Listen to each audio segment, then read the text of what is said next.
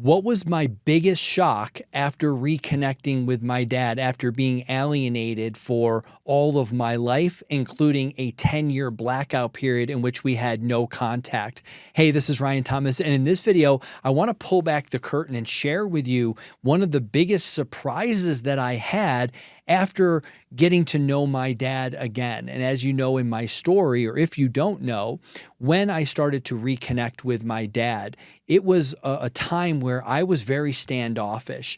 I knew that I was, dealing with a lot of things to unpack. My whole history, everything I thought I knew about him and myself and my life, everything fell apart like dominoes, and everything impacted my entire history. So I was trying to figure out, how do I interact with this person? How do I engage with him? And it really started as me acting as if he was just like an older coworker that I worked with. I treated him with respect and kindness, but it wasn't a father-son relationship. In essence, I kind of kept him at arm's length.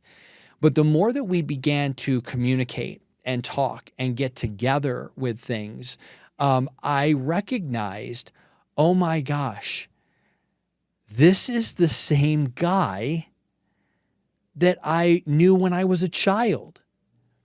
The person that I was starting to really admire and love to be around. The humor that made me laugh, the humor that made a joke turn into my joke, and then back to my dad and joking and back and forth. And we would just get on a roll. We had the same humor. We had the same sarcasm. We had that same irreverent humor. And as I was really starting to enjoy his company and be around him and feel almost that sense of like, wow, this is my dad, I was absolutely shocked to realize, well, this wasn't a different person. This wasn't like, oh my gosh, he was so terrible, and I remember how terrible he was as compared to now. What absolutely blew me away was the fact that, oh my God, this is the same guy. This is the same guy with the humor. This is the same guy who likes these certain things that I also like. That commonality that we both had, I could remember myself being drawn towards that. I could remember myself being drawn towards his humor when I was a little kid, when I was younger, and then hearing my mom and the regime say, that's terrible, he's awful, that's not funny, that's disgusting, or that's sick. But me being like, no, I think that's kind of funny. Okay, you're right, that's terrible. Oh, that's awful. Dad, you're terrible. I can't believe you sent me that birthday card. That is inappropriate.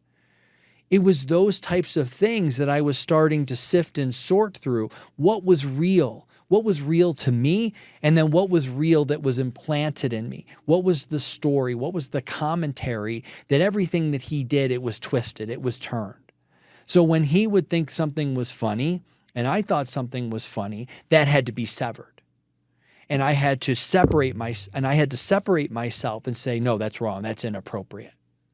The things that he enjoyed doing, instead of it being a situation where I felt like, oh my gosh, I like that too. We both like to play golf.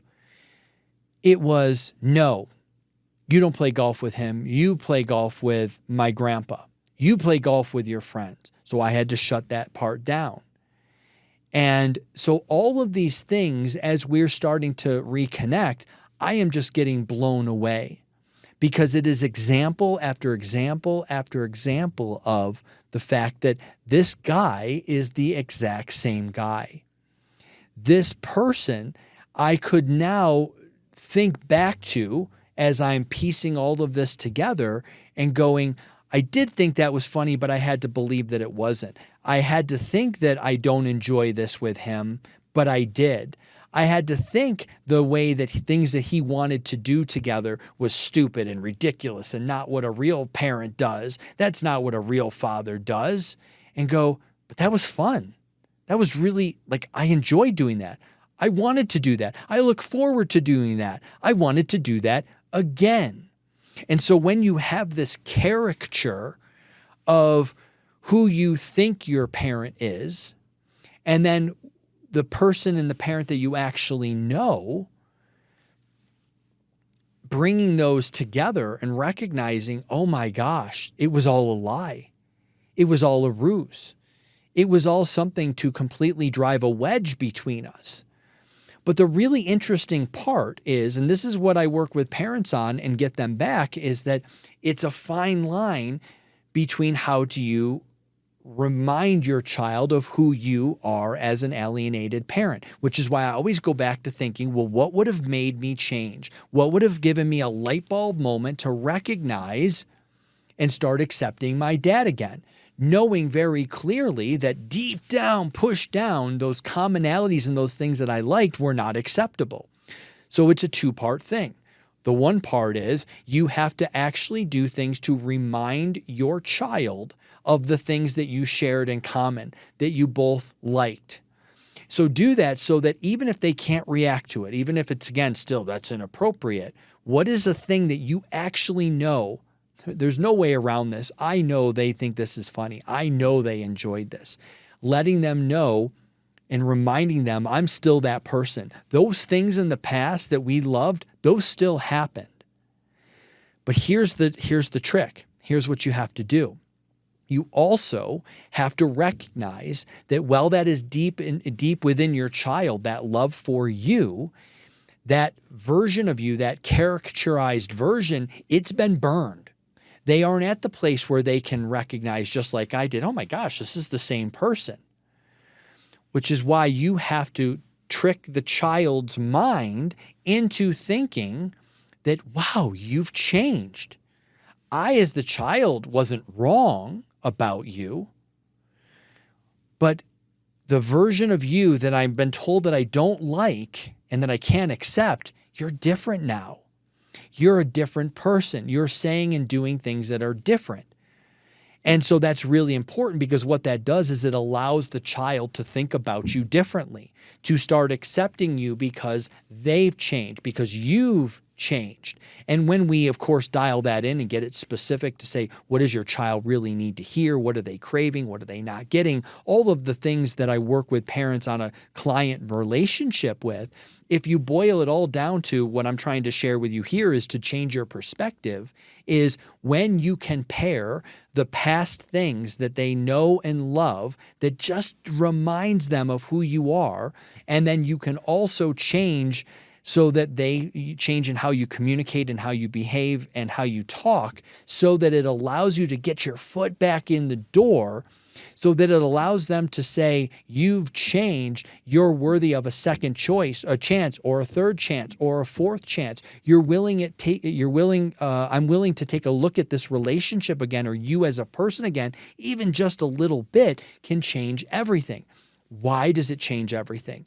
Because just like me, if you can start to have access, if you can start to have communication, if you can start to just get some of those messages through or the right gift through, and all of a sudden that changed person starts communicating more and interacting more, even if it's in a one-way communication. And then you start bringing in some of those old things that you know the child loved about you.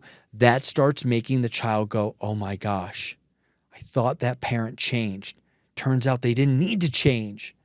I actually do like this. I actually do love them. I do think that's funny. I do like going to those places. So I wanted to bring you that perspective because it shocked the hell out of me. I thought that he was different. I thought that the years had changed him. I thought that he had matured.